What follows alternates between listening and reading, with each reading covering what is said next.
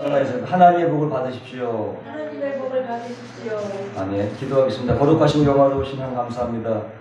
오늘도 거룩하고 복된 날 하나님의 전에 나와 찬양하고 예배하고 기도케 하심을 감사합니다. 아멘. 하나님 하늘문을 활짝 열어주옵시고 우리의 마음의 문을 열어주옵시고 하늘의 시령화가 땅이 기른 이것으로 복의 복을 더하여 주옵시고 참 말씀을 들을 때에 하나님의 음성 듣고 하나님을 배우는 귀한 시간 되게 하여 주옵소서. 예수님의 이름으로 기도합니다.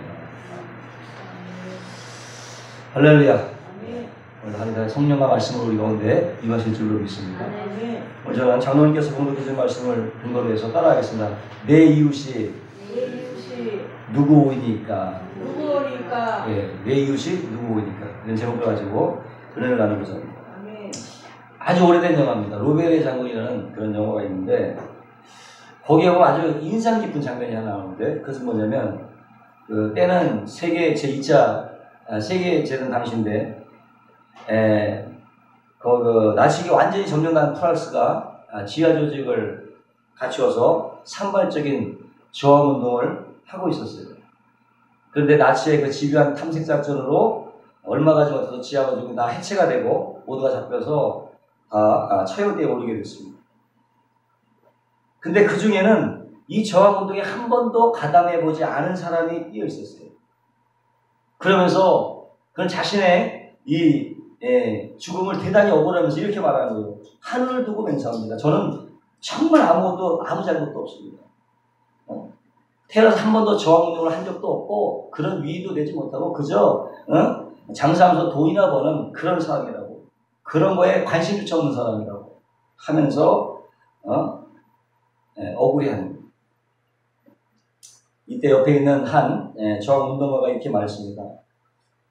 당신도 알다시피 우리 조국은 5년이나 전쟁에 휩싸였고 이제 거의 다 멸망 직전에 놓여 있는데 그런데도 당신은 조국에서 왜 아무 일도 하지 않았단 말이에요. 나라가 거의 파멸 직전에 있음에도 불구하고 관심조차 없었다는 거, 바로 그 무관심이 우리와 함께 죽어야 될 이유란 말이에요. 라는 장면이 나옵니다. 그러니까 이 사람 말이 맞는 거죠. 나라가 거의 파멸 직전에 있음에도 불구하고 아무 일도 하지 않았다는 것. 이것이 바로 사형죄에 해당한다는 거예요. 성경은 말합니다. 크게 두 가지로. 하나는 하라는 것과 하지 말라는 것. 딱 두 가지입니다. 하라, 하지 말라. 우리가 흔히 하지 말아야 될 것을 하면 죄요, 불법이요, 잘못이라고 생각하죠. 하지만 성경은 이것만을 말하지 않습니다. 누가복음, 야고보음 4장 10절에 보니까 이러므로 사람이 선을 행할 줄 알고도 행하지 아니하면 죄라고 했어요. 뻔히 아는 거예요. 착한 일이죠. 그럼에도 불구하고 하지 않는 것도 죄가 된다고 합니다. 이 사람의 경우가 그랬어요. 거의 나라가 파멸 직전에 있을 때, 남들은 저국에서 피를 흘려갈 때 그저 자신의 이익과 영달만을 생각했지 전혀 위기에 처한 국가를 보고 아무 일도 하지 않았다. 이것이 바로 사형죄가 됩니다. 오늘 본문에 보시니까 율법 교사가 나오는데 율법 교사가 예수님께 나와서 묻습니다. 내가 무엇을 하여야 영생을 얻겠습니까? 그랬더니 근데 그런 물었던 이유가 있었다면 그것은 뭐냐면 시험해 보기 위해서. 25절에 보니까 어떤 율법사가 일어나 예수를 시험하여 갑니다. 그러니까 예수님께 직접 나와서 물은 진짜 이유는 영생을 얻으려고 하는 것이 아니라 시험해 보려고.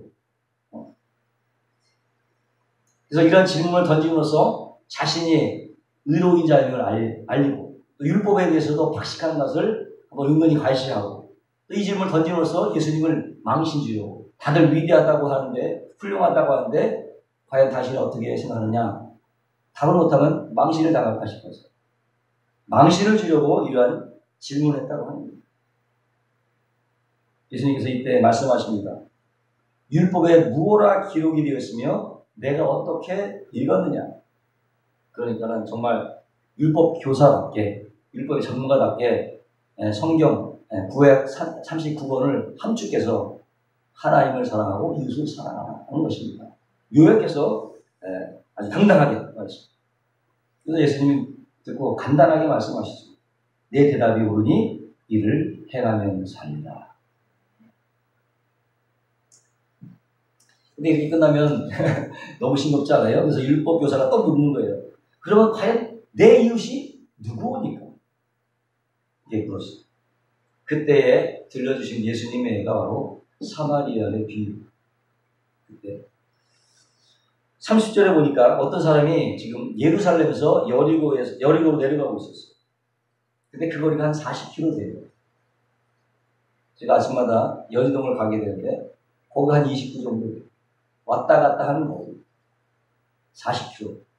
나는 80km 시속을 40km 놓고 달리면 한 4, 50분 정도 달리는 그런 거리. 결코 만만치 않은 거리죠. 거기다가 평지도 아니에요. 네? 왜냐하면 예루살렘 해발, 고지 762m 오고 있었고, 이 여리고는요 해수면 밑에 한 250m 낮은 곳에 있었기 때문에 아주 길고 가파르죠. 그리고 길고 꾸불꾸불 굴곡이 심하고, 심지어 바위들이 많이 있어갖고 도둑들이 많이 출몰하는 그런 곳이죠. 아주 위험천만한 곳인데, 이런 곳에 어떤 사람이 지나가다가 강도를 만나서 물건임이 오시며 있는 거 다 빼앗기고 얼굴은 맞아서 형체를 알아볼 수 없을 정도로 겁안 주게 되었습니다. 근데 그때 마침 이 제사장이 그 길을 가다 이 사람을 봤습니다. 근데 못 본 척 하고 쓱 지나가. 잠시 후에 레인이 지나갔는데 그 역시도 그냥 지나갑니다. 그 당시 제사장과 레인이라고 하면요, 하나님을 섬기는 종교 지도자들이에요. 종교적으로 지도적인 위치에 있던 사람들. 요즘 말하면 목사님들이죠. 종교적 리더하는 목사님들. 그런 목사님들의 그런 위치에 있던 사람인데, 특별히 제사장 같은 건 뭐냐, 하나님과 인간 사이에 중지하는 역할을 했어요. 특별히 대속죄에 사람들이 자기 각각의 양과 염소를 잡아갖고 피를 가져오면 그 피를 제단에 뿌리고 또 그 사람에게 뿌려서 죄를 속하는 그런 일을 했을 뿐만 아니라 또 의사로서도 병을 진단하고 처방하는 그런 일을 했어요. 제사장이.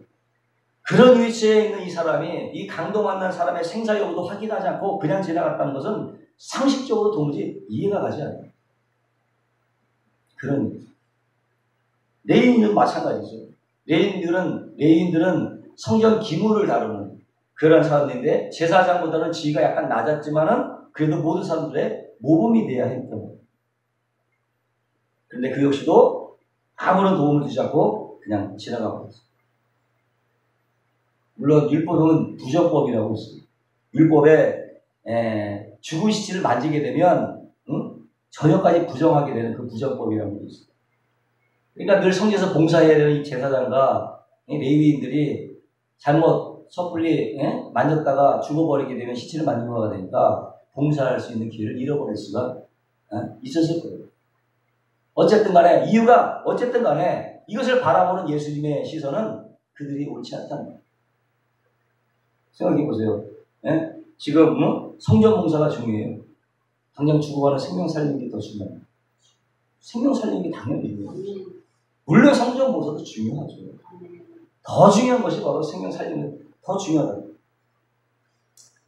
그런데 이 뒤로 또 한 사람이 지나가는데, 이 사람은 사람이 아니에요. 사마리아 사람. 사마리아인이라고 하면은요, 이스라엘 국민들이 바벨론으로 포로 갈 때 남아있는 유대인들 있잖아요. 잔존하고 있는 유대인들과 이주했던 이방인들 간에 결혼해서 낳은 혼혈 자손이 사마리아. 순수 혈통이 아니라고.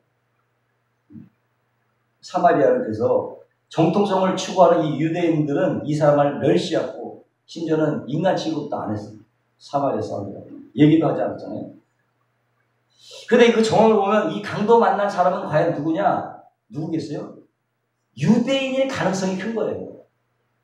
유대인. 그러니까 사마리아인 입장에서는 그토록 자신을 멸시하고 천대했던 이 유대인에게 그럼에도 관심을 갖기 시작하고 그에 다 다가갑니다. 상처로 보니까 그 어느 것을 보아도 성한 데가 없습니다. 갑자기 불쌍한 마음이 들었어요. 이것저것 생각할 겨를도 없이 무조건 살려놓겠다는 일념으로 상처에 기름과 포도주를 부었습니다. 그리고는 나귀에 태워서 여관에 데리고 와서 2 데나리온, 2개월 동안에 해당하는 숙박비, 큰 돈이죠. 2데나리온을 지불하고 이 사람을 잘 돌봐달라고.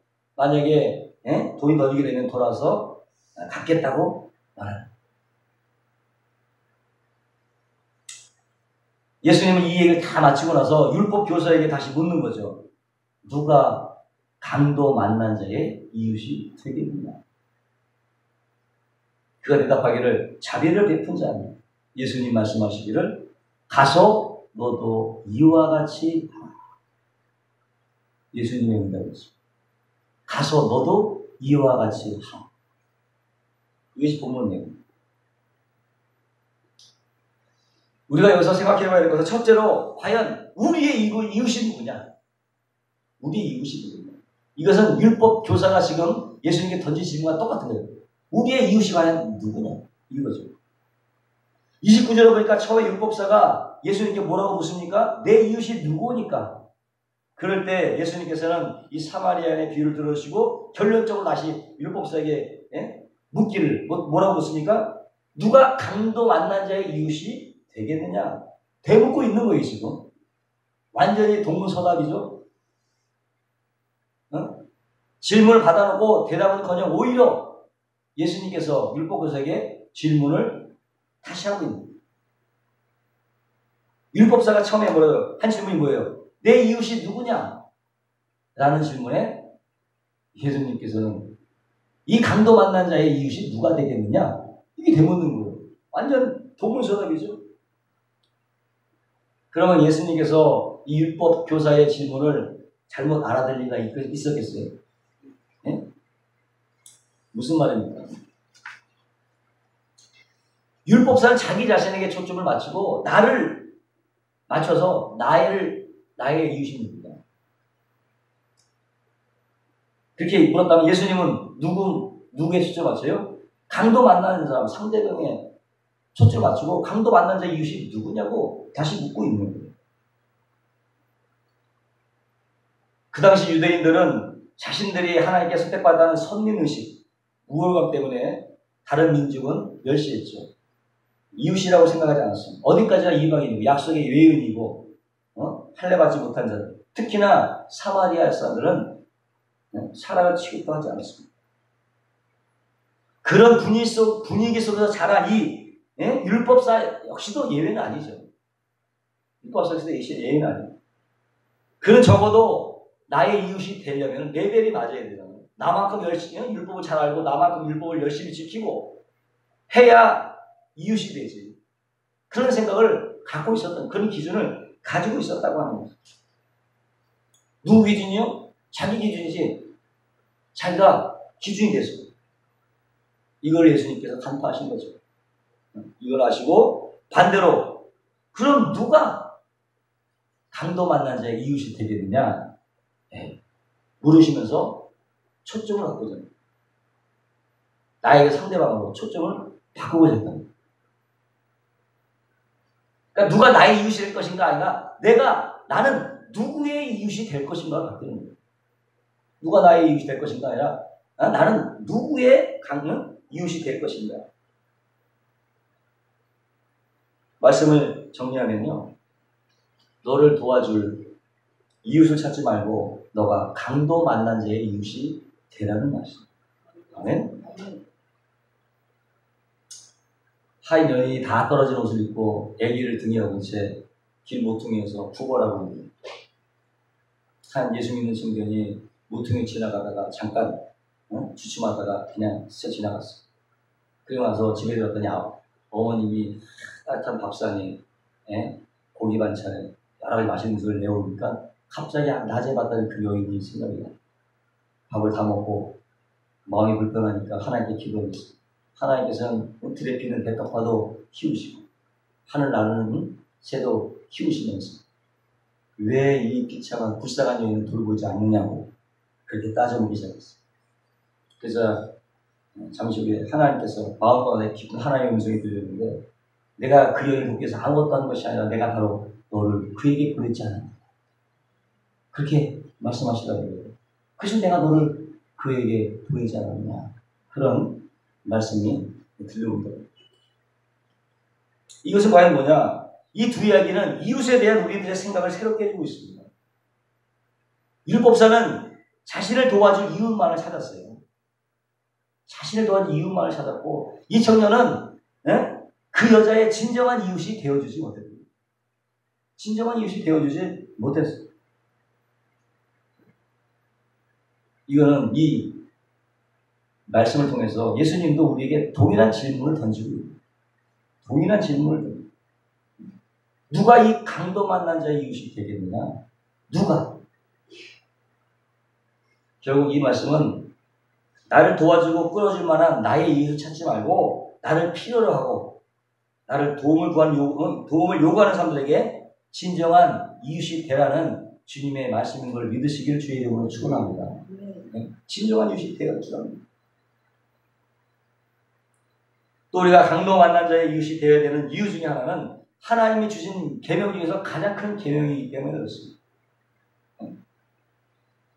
애국에서 노예 생활할 당시에 그들은 한민족이라는 그런 공동체 의식이 전혀 없었어요. 그냥 아무렇게나 사는 현재 삶이 전부인 것처럼 아무렇게나 사는 희망 없는 삶의 원칙을 가지고 살아갔어요. 그런데 하나님께서는 그들의 몸에 배어있는 노예 근성을 뽑아버리고 하나님의 백성으로서 자유롭게 살 수 있는 삶의 원칙을 주셨는데 그것이 바로 십계명. 십계명. 그래서요, 십계명은 얼고 매려는 얼무가 아니에요. 지기 어려운 짐이 아닙니다. 오직 제약된 세상에서 오염되지 않을 삶의 원천을 주십니다. 최소한. 근데 이 십자가를 두 가지로 요약하면 아까 말씀대로 하나님의 사랑과 이웃 사랑입니다. 마가복음에 보면 내 마음을 다하고 목숨을 다하고 뜻을 다하고 힘을 다하여 주 너희 하나님을 사랑하라. 둘째는 이것이니 내 이웃을 내 몸과 같이 사랑하라 하는 것이니 이에서 더 큰 계명이 없느니라. 그러니까 너희가 이 땅에서 복을 받기 위해서 준 이 계명 중에 하나님을 사랑하고 이웃을 사랑하는 것보다 더 큰 계명은 없다. 여기서 우리가 하나님의 관심사를 우리가 엿볼 수가 있습니다. 사람마다 자신의 관심 분야가 있죠. 어떤 사람은 정치에 관심이 있고, 어떤 사람은 뭐 증권이나 부동산 경제에 관심이 있고, 어떤 사람은 뭐 음악이나 스포츠에 관심이 있습니다. 각각 관심사가 틀려요. 그리고 관심으로 내가 보는 부분이 좋으면 다 좋은 거예요. 나쁘면 다 나쁜 거고. 이와 같이 하나님께서도 우리를 다 보지 않습니다. 관심 받고 보는 분이 있는데, 그것은 저와 여러분이 하나님을 얼마나 사랑하고 이웃을 얼마나 그 사랑의 정도를 측정하고 있는 거예요. 사랑의 정도를. 너가 나를 얼마나 사랑하느냐? 정도를 측정하고. 너가 또 이웃을 얼마나 사랑하느냐? 정도를 측정하고 계시는 거예요. 마태복음 22장 30절에 내 마음을 다하고 목숨을 다하고 뜻을 다하여 주 너희 하나님을 사랑하라. 결국 이 말은 우리가 가지고 있는 모든 지정이 지성이나 감성이나 의지 모든 것을 사용해서 전인격적이고 전폭적으로 주님을 사랑하라는 거죠. 왜 사랑해야 됩니까? 하나님 먼저 사랑하셨기 때문에. 아멘? 하나님 먼저 사랑하셨기 때문에 사랑해야 돼요. 의무가 우리한테는 있다고 하는 것입니다. 뭐로 증명해요? 갈보리 십자가. 그것이 증거가 된다고 하는 것입니다. 찬송가에도 날 사랑하심 성경에 쓰여있는 찬송가도 믿으시면 아멘 하십시다. 그러나 아무리 십자가 것을 증거하고 있고 성경이 증거하고 찬송에 쓰여가고 찬양한다 할지라도 그걸 믿지 않으면 소용이 없는 거예요. 마음속에 받아들이지 않으면 아무 소용이 없어요. 하나님의 사랑을 알지 못합니다. 믿음이 없으면. 사랑을 하지 못하니까 하나님의 사랑을 할래야 할 수가 없죠. 믿음이 없으면 또 감동이 없고 뜨거움도 없고 눈물도 없습니다. 말씀을 들어도 아멘이 나오진 않고 자신감 무관하기 때문에 왜? 믿음으로 반응하지 않기 때문에. 전혀 나와 동떨어진 말씀이죠. 하나님 말씀이 나와 관련을 맺을 뭘로 관련을 맺습니까? 믿음으로 관련을. 믿음이 없는데 뭐가 나게 돼요? 박준근 목사님이죠. 전도사 시절에 같이 옛날에 강동에서 한 번은 요즘에는 하나님께서 내 기도대로 다 된다고 당답해 주시는 것 같고 하면서 좋아하시고 그러면서 하나님이 역시 내 편이다. 우리 어머님들 쓰시는 말이 하나님 내 편이시다 이렇게 말씀을 하시는데 제가 듣기엔 그게 좋지 않습니다. 하나님이 한 분이신데 엄마 편이면 내 편 아닌데 하는 서운한 마음도 들지만 성경은 뭐라고 얘기하느냐? 천국은 침노하는 자의 것이라고 했어요. 침노하는 자가 빼앗는다고 했습니다. 그 뭘로? 칼로, 총으로 빼앗는 게 아니고 믿음으로 침노하는 거예요. 주여 믿습니다. 나를 치유하심을 믿습니다. 나의 인생을 책임져 주심을 믿습니다. 문제가 해결됨을 믿습니다. 상주 축복을 주시심을 믿습니다. 믿음으로 침노하는 것입니다. 아멘? 믿음으로 침노해야 돼요. 그럼 여러분의 믿음 하나님께 보이시고 모두가 응답하고 기적을 체험하시기를 주의 이름으로 축원합니다.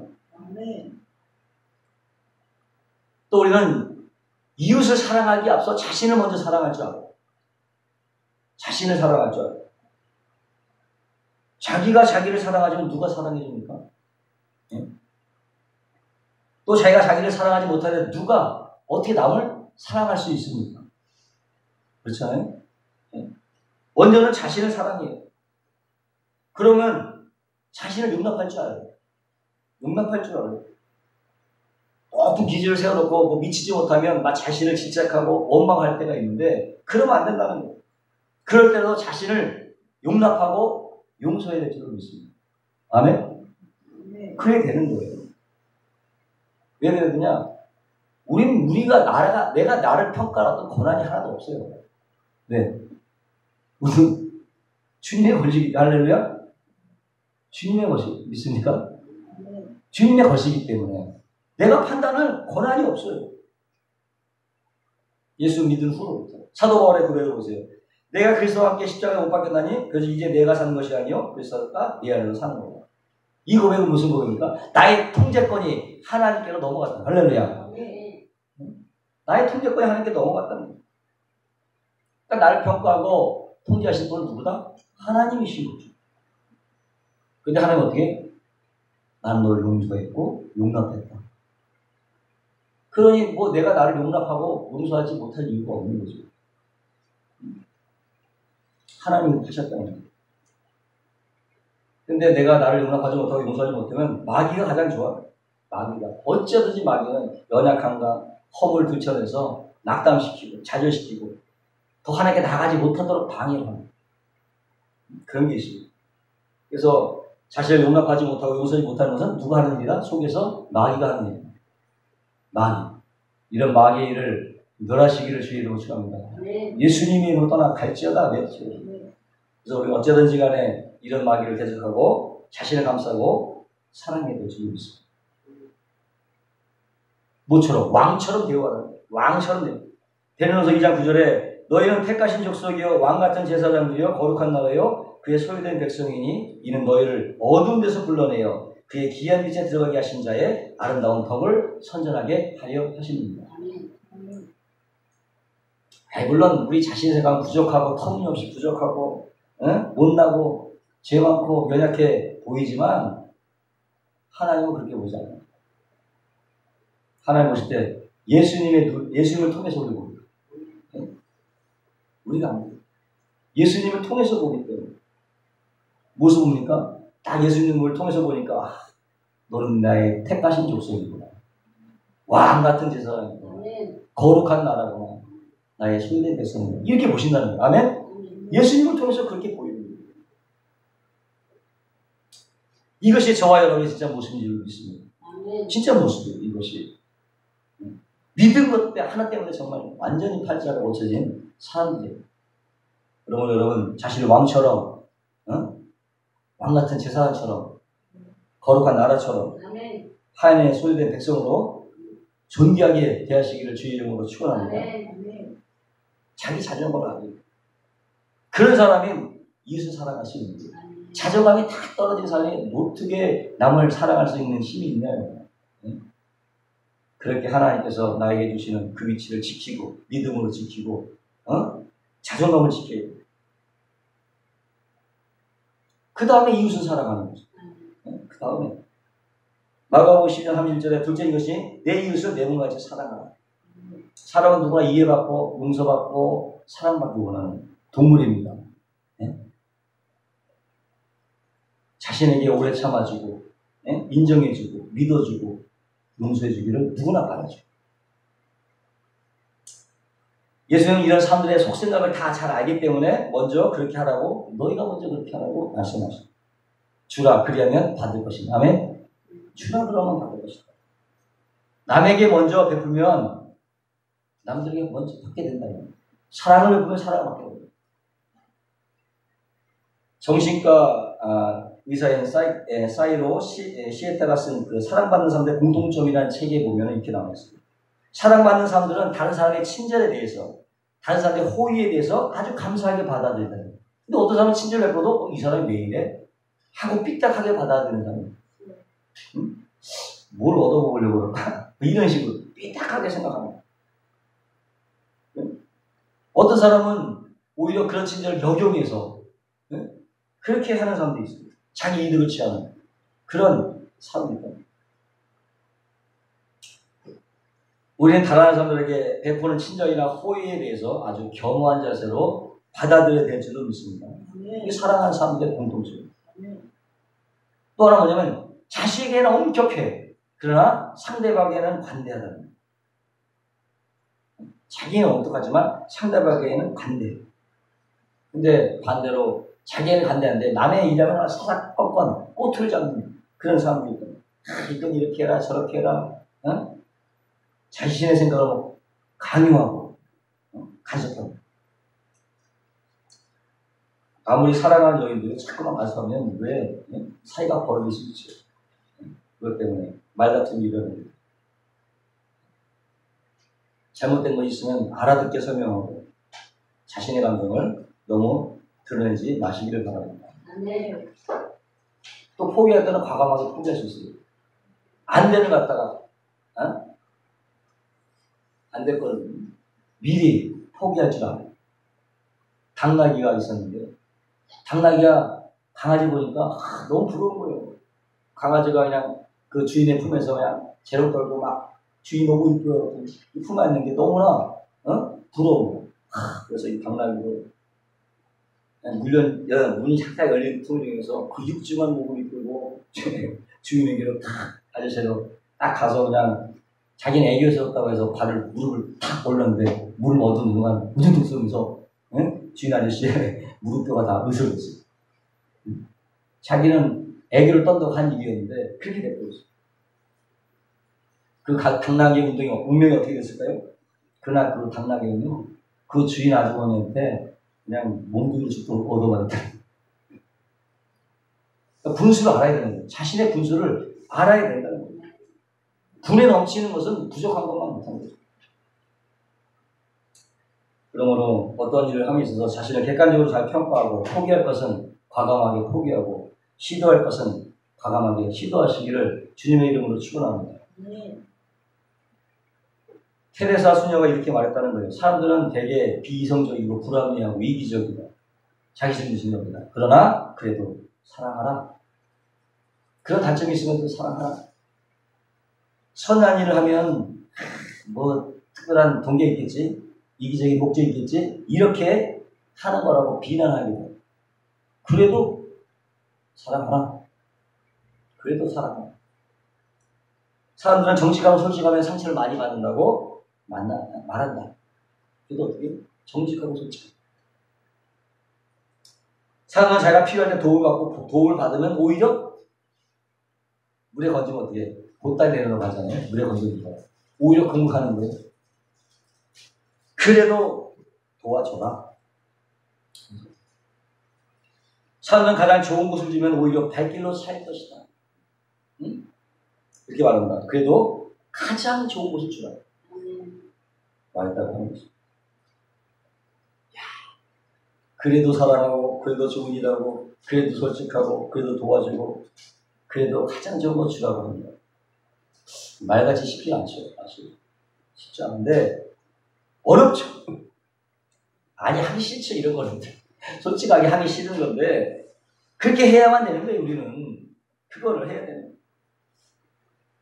이게 세상과 다른 사람들의 기독교인만의 특징이죠. 남들 하기 싫은 거 해야 되잖아요. 그것이 세상을 구별시키는 구별점이 되는 겁니다. 그렇지 않으면 뭐 똑같은 거죠. 예수 믿는 사람 있잖아요. 똑같은 거예요. 뭔가 구별점이지. 하기 싫어도 해야 되는 게 우리 믿는 자인 줄을 믿으시기 바랍니다. 그게 징표가 되는 거예요.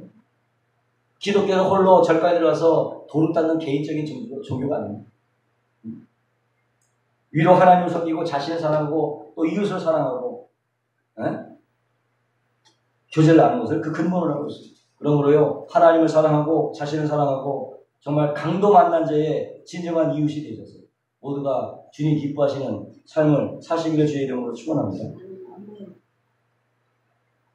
또 마지막으로 이 강도 만난 자의 이웃이 되어야 되는 가장 중요한 일은 그것이 영생을 얻는 길이 되기 때문에. 아멘.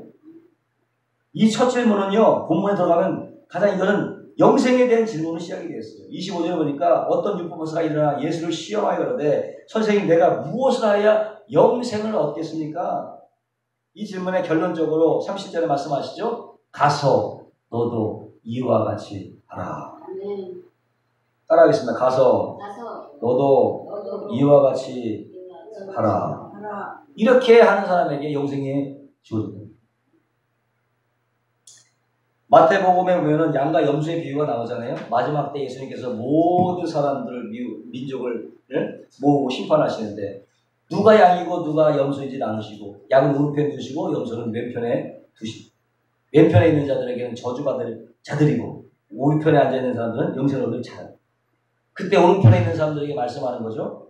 너희는 내가 줄일 때 먹을 것을 주었고 목마를 때 마시게 하였고 나그네 되었을 때 영접하였고 벗었을 때 옷을 입혔고 병들었을 때 돌고 왔고 옥에 갇혔을 때 와서 보았느냐.